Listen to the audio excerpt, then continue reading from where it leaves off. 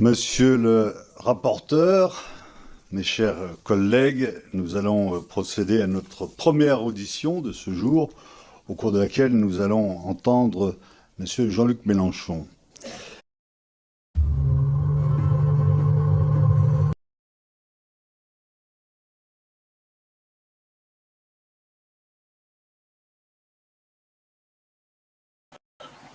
On s'est demandé pourquoi les vidéos de YouTube de François Châtelain ont tous été enlevées.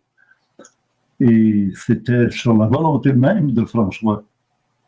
C'est pas parce que YouTube l'a censuré. J'ai eu des petits problèmes techniques. La chaîne n'était plus accessible. Le forum, je vous ai dit la semaine dernière, Gilles Surprenant, c'est peut-être sa dernière contribution pour un bout de temps parce que il travaille sur son livre, il y a des corrections à faire, il y a des ajouts à faire dans les dossiers. Il l'a écrit, il a pris des années. Maintenant, il faut qu'il collige tout ça, il ramasse tout ça, il faut qu'il fasse ça par chapitre, par sujet, etc. Et on s'est parlé encore cette semaine. Je lui souhaite bonne chance parce que écrire un livre, c'est comme un bébé.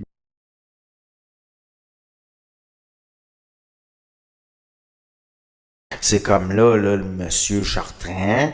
Bon, ben là, qu'est-ce que vous voulez que je vous dise? C'est lui qui a collaboré avec ce monde.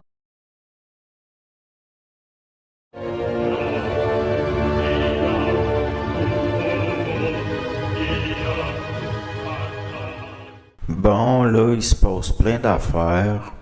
Moi, j'ai pas envie de réintervenir, pas maintenant. Parce que c'est même pas intéressant dans le fond.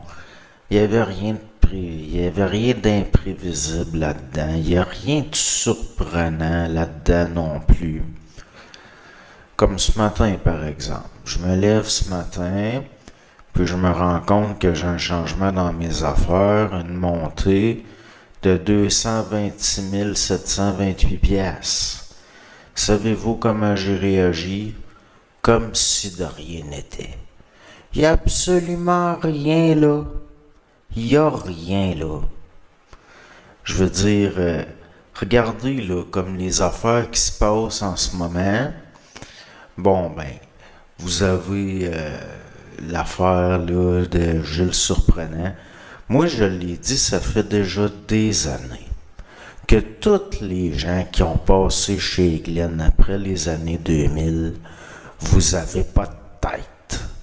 Je l'avais dit que vous avez pas de tête si vous vous en rendez pas compte que ce monde-là, c'est des maudits manipulateurs, comme l'affaire là, qui dit « Ah, c'est parce qu'il est parti écrire un livre. » Ben oui, c'est sûr, pensez-vous qu'il va être franc puis honnête avec vous autres? Réellement? Voyons donc, c'est son gagne-pain de bullshiter le monde. Il a fait ça toute sa vie.